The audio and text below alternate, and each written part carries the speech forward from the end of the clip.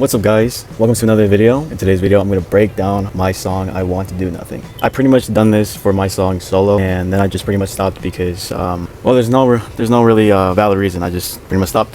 Since it reached like 100,000 streams on Spotify, I wanted to showcase everything that went into making that song, since it's my most popular song. Like, it doesn't even come close to my other songs. 100,000 plays, that's crazy. But yeah, so I just wanted to share what the thought process was and how I made it. Just get straight into it. How I make my songs is I go onto YouTube and I find the whole instrumentals on YouTube.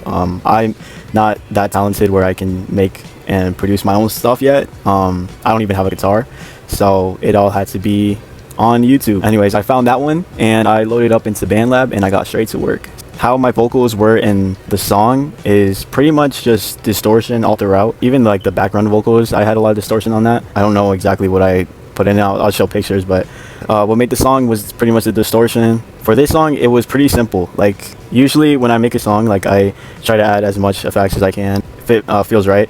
And for this one, I just didn't think it needed so much. So in total, there were like 4 stems. 2 of them were the main vocals. The third one was the like backup vocals, and then the 4th one was towards the end where you can hear some ad-libs to the right of your ear. Those all had distortion. So if you want to make a song like that, just use a bunch of distortion and get like one of those underground indie artist type beats, and you're on your way to a 100,000 stream song. But let's get into talking about the whole song in general, the topic, which is pretty much the title, which is I Want to Do Nothing. Especially if you're a student and the type of person you are, studying, having like a lot of things to do just makes you want to like do absolutely nothing and just procrastinate like the whole entire day. But you know, like, your inner voice tells you like you have to do it, even though like you absolutely like want to disappear off this earth because it's just so overwhelming. So the chorus goes, I can't waste no time, I'm being serious. I might butcher some of the lyrics. It's been a minute since because I don't really listen to it that much anymore, because I be overplaying a lot of my songs, so sometimes I just get tired of it. It goes, I can't waste no time, I'm being serious. Addicted to late nights, it has me furious. I'll just go through those 2 lines. So yeah, especially when I was like in high school, like I would stay up mad late. Like it'd be like 1 in the morning or 2 in the morning and I'd still be up. I remember this one time where like I had like a project in Spanish to do, and since I like procrastinated the whole day, where it was like 3 in the morning and I was finishing up the whole entire project just for Spanish too.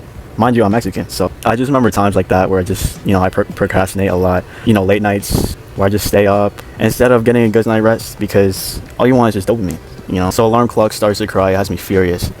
So we've all been there, especially as humans, man. Like, you have a late nighter and then you're like, oh crap, it's getting late, and then so you go to sleep and then your alarm clock starts to ring and then you're just absolutely hating life. So I've had days like that a lot, and I think we can all relate. That's been pretty much my whole school years. It's just like late nights and then waking up all tired and not wanting to do anything because you kind of messed up your sleep. So now you just kind of have to cope with that loss of sleep, and I just had to go through the day with no energy at all. And the last line is like, some of you guys are young as heck, but you know, as a young adult, now I'm 21 now, like, we don't have those years where we can just like be irresponsible. Like, now we have to be like super responsible and take on more responsibility. You know, as a young adult, you just kind of want those years back where, you know, you could just, if you mess up, it'd be fine. Now I gotta figure this out, like a sheep, gotta follow the crowd.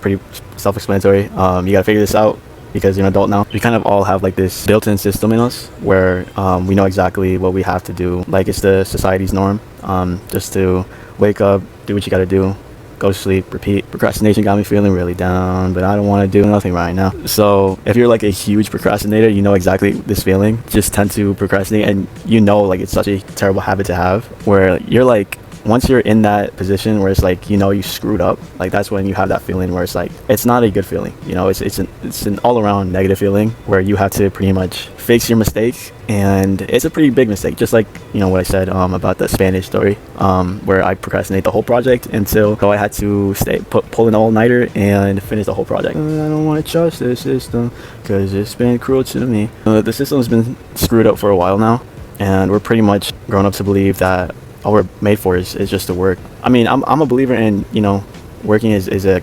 necessity because it just gives us something to do. But there comes to a point where it's just like, there's literally people out there who's like, their whole lives is work. You know, it's like it's not there's literally no time for rest or for anything. Like they literally have families that they need to feed. You know, and their lives have to revolve around work because it's just how our system is made. You know, so that's what I pretty much mean about how, you know, it's been cruel to me, and in fact it's been cruel to all of us, you know, especially where, depending on where you live though. If you're living in the US, you know what I mean. I could really use some kind old wisdom to save my life, oh please. As a young person, you know, sometimes you just need that kind of like wisdom to push you to keep going, and I've had that throughout my life. So, and for the most part it's helped overall. You know, like sometimes we just need that, or I just need that push, you know, that drive to continue to do what I have to do in today's world.